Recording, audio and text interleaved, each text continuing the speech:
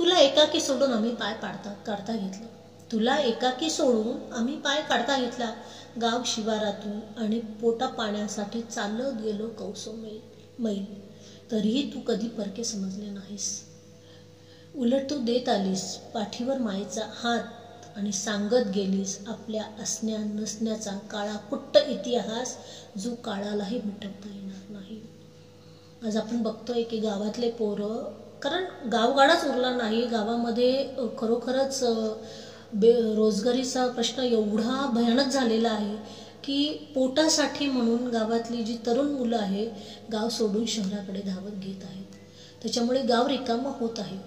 परंतु कधी जेव्हा हे मुलं काही निमित्ताने गावाकडे जातात तेव्हा ती नदी मात्र त्यांना त्यांचा दुस्वास करत नाही. त्यांना तेवढ्याच मायेने जवळ घेते जेवढं पहिल्यांदा ती त्यांना प्रेमाने जवळ घेत आलेली असते.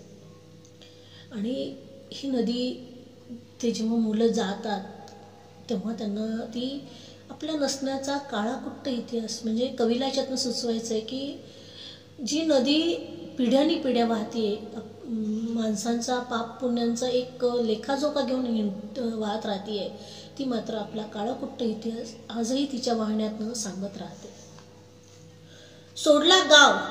सोडला गाव आणि सोडला तुझा काठ, तरीही मनाच्या काजळ कुपीत, तरीही मनाच्या काळीच कुपीत बंदिस्त एक अनामिक वाट. भोवताली माणसांची गर्दी दाट आणि तुला चालावी लागते एकाकी वाट. तू पडून आहेस अंग अवघडून, लक्षच नाही तुझ्याकडे कुणाचे. गाव शिवारालाही आता काहीच वाटत नाही तुझे. गावाच्या आसऱ्याने तू पडून असतेस सांडी कोपऱ्यात. लोक तुझ्या विषयी केवळ दाखवतात कोरडी सहानुभूती. हे वास्तव आहे बरं का, जगण्यातलं हे वास्तव आहे की तरुण मुलं गाव सोडून गेली आणि नदी वाहता वाहता कुंचित पावली. भोवताली जिथं पहिले रान होतं, शिवार होतं, तिथे आता घरं बांधली गेली, बिल्डिंग उभा टाकली आणि माणसांच्या ह्या गाढ गर्दीत मध्ये पण ती एकटी असते. जी नदी असते ती एकटी होत जात आहे. आता गावाचं लक्ष नसतं तिच्याकडे, कारण कुणाला घेणं देणं उरलेलं नाही. सगळे पोटापाण्याच्या आपापल्या जगण्याच्या स्पर्धेमध्ये इतके बिझी झालेले आहेत की त्यांना एखाद्या नदीचं सोयरसुद्धा राहिलेलं नाही. लोक फक्त हळहळ करतात की नदीची ही अवस्था पाहून, परंतु तिला वाचवण्यासाठी काय करता येईल याचा विचार करत नाही. लोक तुझ्याविषयी केवळ दाखवतात कोरडी सहानुभूती आणि फिरवतात राजरोसपणे दिवसा डोळ्यात पाठ. तू आमच्या दृष्टीने निरुपयोगी झालेली, उकरड्यावर फेकलेली एक टाकाऊ वस्ती. रक्ताची नाती आटली, आटला मायेचा झरा. रक्ताची नाती आटली, आटला मायेचा झरा. घराघरात भाय मोकलून रडतो आपलाच देव्हारा. ही कोणती नाती आणि हा कोणता न्याय, आता तूच सांग माझी सुखनामाय. नव्हती तेव्हा कुणाची साथ, तेव्हा तूच फिरवलास पाठीवरून मायेचा हात. नव्हती तेव्हा कुणाचीच साथ, तेव्हा तूच फिरवलास पाठीवर मायेचा हात. तू झालीस माझी प्रेरणादायी आणि मी चालत गेलो जीवनाची खडतर वाट. असा लळा जिव्हाळा कुठं मिळतो काय? तू शरपंजर असताना तुला एकाकी कसे सोडू? आता एकाकी कसे सोडू? हे सुखना माई तुझे ऋण मी कसे फेडू? पोट पाण्याच्या इरादाने गाव शिवार सोडला तुझा काठ. पण जिथे जाईल तिथे तुझे ध्यान झाले नाही, असे कधीच झाले नाही. बेभरोशाच्या दिवसातही मी तुलाच आठवायचो. मला जगण्यासाठी हत्तीचे बळ मिळायचे. मी अडखळल्या पायांनी चालायचो, धडपडायचो. तेव्हा तुझे आशीर्वाद माझ्या पाठीशी होते. त्यामुळेच मी तरलो पावलो. तुझ्या भरोशावरच मी हलवू शकलो हा दुःख आणि वेदनांचा डोंगर. तुझ्या भरोशावरच मी हलवू शकलो हा दुःख आणि वेदनांचा अवजड डोंगर. आजही गावाकडे आलो की तुझ्या गावकीतील भावकीतील रक्त माणसांची माणसं सांगू लागतात तुझ्या पराक्रमाची गाथा. तेव्हा आपसुकच उंचावतो आमचा माथा आणि बळ भरतं आमच्या सोनेरी पंखात. क्षणभर आमची फुगते छाती, क्षणभर आमची फुगते छाती, रोमांच उभे राहतात आमच्या अंगा खांद्यावर. तरीही तुला एकेकी वाऱ्यावर सोडून जातो आमच्या स्वप्नांच्या गावात. तरीही तुला सोडून जातो आमच्या स्वप्नांच्या गावात. मग तुझी साधी आठवणही येत नाही, मग तुझी साधी आठवणही येत नाही. नजरेच्या पडद्याआड तुझं रूप स्वरूप न्हाळण्याची थोडी तस्ती घेत नाही आम्ही. मग तुझ्या काळीज वेना आमच्यापर्यंत कशा पोहोचणार. आम्ही एकदम नाम निराळे. जणू तू कोण आणि आम्ही कोण. तुझ्या दुःखभोगी जगण्याच्या डागण्या थोडाही सहन होत नाहीत आता. तुझ्या दुःखभोगी जगण्याच्या डागण्या थोड्याही सहन होत नाहीत आता. हे सुखनामाय आम्ही तुझे कसे. तू देत आलीस आम्हाला वेळोवेळी माणुसकीचे धडे. तुझा उंबरठा ओलांडण्याचाही अधिकार आम्हास नाही. तुझा उंबरठा ओलांडण्याचाही अधिकार. बरसादीत तुला कसा बहर यायचा. सारा गाव तुझ्या अवतीभवती मात्र तुझ्या सौंदर्याचे लचके तोडण्यासाठी टपलेले असायचे काही जण. तुला ओळखताच आला नाही त्यांच्या मनातील कावा. तुला खल्लास करण्यासाठी सारे मनसुबे चालत. तरीही तू कानाडोळा करत राहिली. सारेच गुन्हे पदराखाली घेऊन. तू स्वतःच आरोपीच्या पिंजऱ्यात राहून स्वातंत्र्याचा सन्मान केलास. तरीही आम्ही हैदोस घालत सुटलोस. तुझ्या देहाचे लचके तोडावे तसे हाल बेहाल केले. तुझ्या देहाचे लचके तोडावे तसे हाल बेहाल केले. हे सुखनामाय तू हलत नाहीस, डुलत नाहीस आणि जगण्याच्या बाजारातून हद्दपार होत नाहीस. कवीला किती गाढमतीत अर्थ आहे बघा, की नदी हलत नाही, डुलत नाही, ती आपली आपली संथपणे वाहतच राहते. माणसाच्या जगण्याला एक नवीन आशय देऊन ती निरंतर वाहत असते.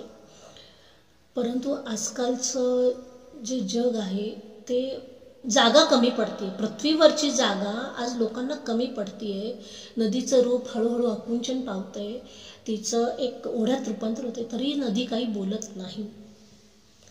परंतु नदी बोलत नाही, ती दुसऱ्यांच्या स्वातंत्र्याचा सन्मान करते, आपलं स्वातंत्र्य आकुंचित करत.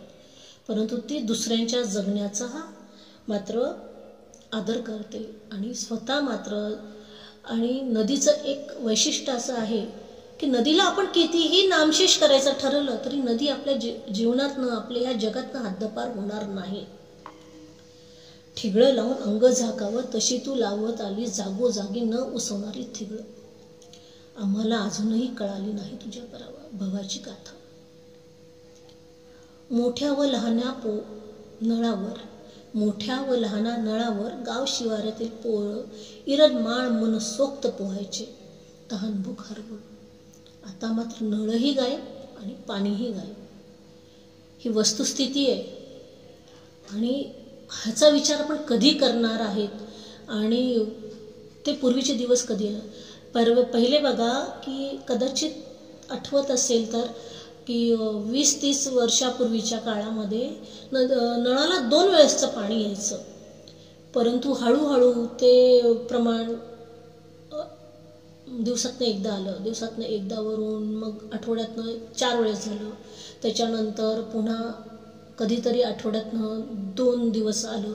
आणि आता तर उन्हाळ्यात आपण सगळेजण जाणतो नळ्याला 8 दिवसातनं एकदा पाणी, 15 दिवसातनं एकदा. कारण नदीला पाणी नाही, गावातले पाणवठे सुकून गेलेले आहेत.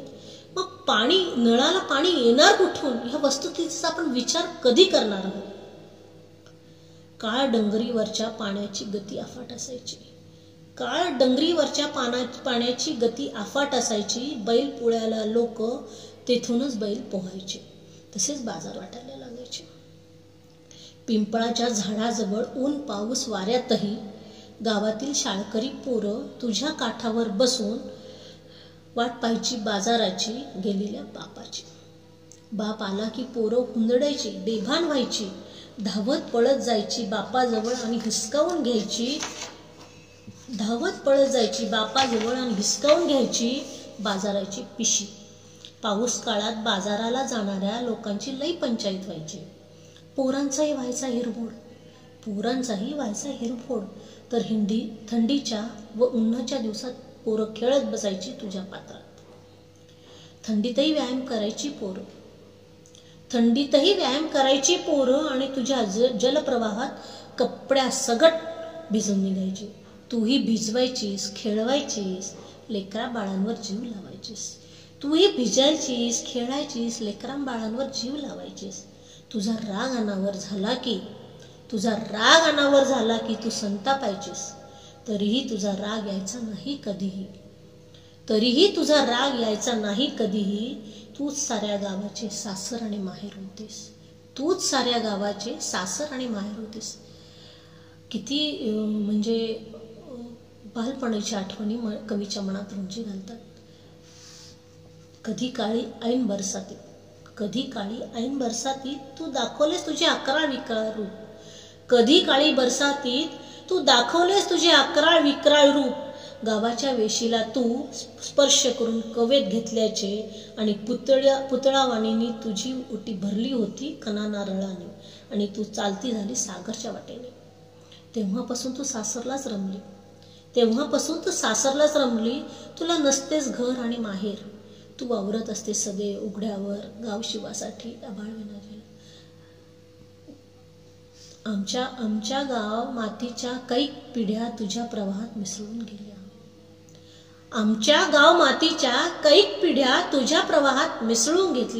गेल्या. तू घेतलेस सामावून केला नाही भेद. केला नाहीस भेद. लोक भांडत राहिले आपसात बांधावरून, जातीवरून, तर कधी कधी सत्तेच्या सोंगट्यासाठी. आयुष्यभर करत राहिले वादावादी. सरते शेवटी मात्र तुझीच आठवण होते. बघा कवीला किती काय सुचवायचं आहे त्याच्यातून. आजही गावामध्ये आपण गेलो तर नदीच्या काठी सरण रचतात.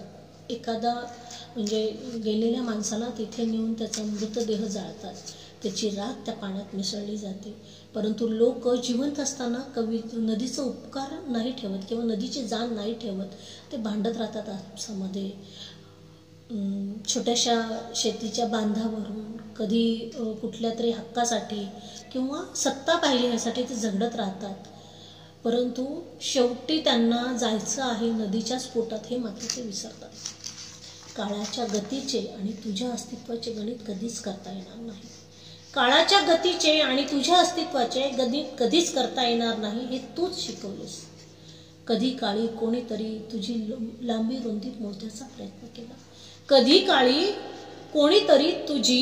लांबी रुंदी मोजण्याचा प्रयत्न केला.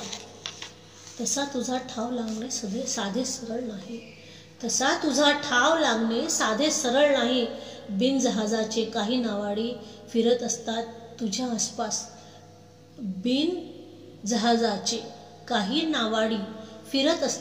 तुझ्या आसपास. तरीही त्यांना तुझे ऑडिट करता आले नाही. गावाला बिलगुनच असलेल्या पिंपळाच्या झाडाजवळ तुझ्या काठी आसरा घ्यायचा. गावाला बिलगुनच असलेल्या पिंपळाच्या झाडाजवळ तुझ्या काठी आसरा असायचा. लेखी बाळी यायच्या. तुझ्या ओढीने जावळं द्यायला आसरांचे निमित्त करून आजही गावाकडे आलो की नकळत सारा भोवताल अस्वस्थ करतो. तुझ्या ओढीने जावळं द्यायला आसरांचे निमित्त करून आजही गावाकडे आलो की नकळत सारा भोवताल अस्वस्थ करतो. बघा कवीच्या मनामध्ये किती आठवणी आहेत की आजही गावाकडे पद्धत आहे. जावळं वगैरे काढलं की बाळाचे केस वगैरे नदीला अर्पण करतात. जीव गदमरून जातो. जीव गुदमरून जातो तुझी केवलवाणी रक्तबंबाळ अवस्था पाहून. कवीला हे सगळे जुने दिवस आठवतात. तेव्हा सुखनामाईचं एक निसर्गरम्य रूप पाहून एक मनाला शांतता लाभायची. पण आजचं तिचं जे ओढ्यासारखं रूप झालेलं आहे ते बघून कवी अस्वस्थ होतो. तुझ्या आरोग्याची काळजी आम्हालाच घेताच आली नाही. तुझ्या आरोग्याची काळजी आम्हाला घेताच आली नाही. तू इतकी स्वच्छ, निरभ्र, पवित्र आणि पावन आहे. आम्ही मात्र तुला कचरा कुंडी बनवली. आम्ही मात्र तुला कचरा कुंडी बनवली. बघा, आज जेव्हा आपण गावाकडे जातो किंवा कोणत्याही नदीजवळ जातो तेव्हा एक नदीचं एक अस्वस्थ करणारं रूप आपल्याला दिसतं. बहुतेक नद्यांच्या आज ओढा झालेला आहे आणि हे सत्य आपल्याला नाकारता येत नाही. आणि म्हणूनच कवी म्हणतो ती जशी आईची आपल्या घरातली आपण लोकांची काळजी घेतो, त्यांच्या आरोग्याची काळजी घेतो, परंतु आपण नदीचं जी आपली जीवनदायिनी आहे तिचं रूप मात्र, तिचं आरोग्य मात्र आपल्याला सांभाळता आलं नाहीये. कोणत्याही साबणाने आता तुझ्या देहाला स्वच्छ करता येईल की नाही शंका वाटते. कोणत्याही साबणाने आता तुझ्या देहाला स्वच्छ करता येईल की नाही याची शंका वाटते. तसा कोणी विचारच करत नाही. तरीही तू चिडत नाहीस, ओरडत नाहीस. तुझ्या लेकरांना आता तुझी काळजी नाही. जातील हेही दिवस आणि फिटेल तुझा पांग. जातील हेही दिवस आणि फिटेल तुझा पांग. त्या दिवसाची आम्ही वाट पाहत आहोत. खरंच जे संवेदनशील मन आहे ते कुठेतरी एक आशा व्यक्त करते किंवा आशावाद आहे त्यांच्या मनामध्ये की हेही दिवस जातील.